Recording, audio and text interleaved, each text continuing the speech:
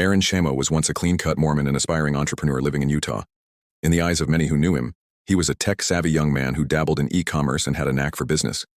But behind the scenes, Shamo had built an empire of death, becoming one of the biggest dark web drug dealers in the United States. The story begins in 2015 when Shamo and a group of friends from high school decided to start selling prescription drugs online. At first they began with Adderall, using fake prescriptions to get supply. They shipped the pills using the postal service, packaging the drugs discreetly in vacuum-sealed bags and padded envelopes. The operation was small but effective. It escalated quickly. Shamo discovered how to purchase fentanyl from China, a synthetic opioid that is up to 100 times more powerful than morphine. He used pill presses to create fake oxycodone tablets, which he sold as legitimate pharmaceuticals. He advertised them on the dark web and accepted payments in Bitcoin. His basement became a mini factory where tens of thousands of pills were manufactured. The money began flowing in. Authorities later recovered nearly $1 million in cash from his home. Shamo lived lavishly. He bought luxury goods, drove expensive cars, and traveled internationally. But while his lifestyle was growing, so was the death toll. Fentanyl is deadly in even tiny amounts.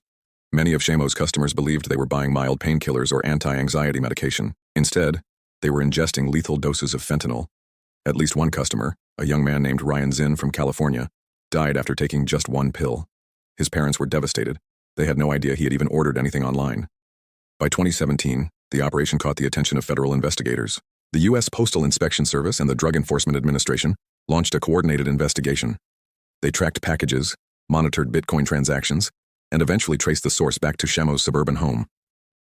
On November 22, 2017, federal agents raided Shamo's house in Cottonwood Heights, Utah.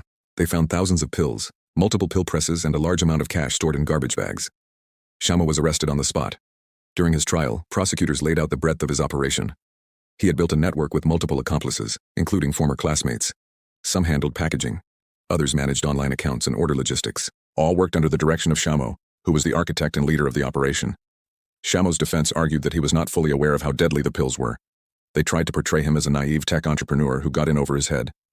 But the evidence told a different story. Emails, spreadsheets, and testimony from co-conspirators made it clear that Shamo knew exactly what he was doing and had made millions by selling poison to strangers.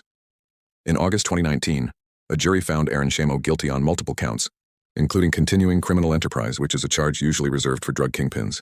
He was later sentenced to life in federal prison. The judge, in delivering the sentence, called the crime one of the most serious the court had ever seen. The case of Shamo highlights the deadly consequences of the opioid crisis and how easily synthetic drugs can be manufactured and distributed online. It also raises questions about the dark web, cryptocurrency, and the failure of some postal systems to detect dangerous contraband. Shamo is now serving life without parole.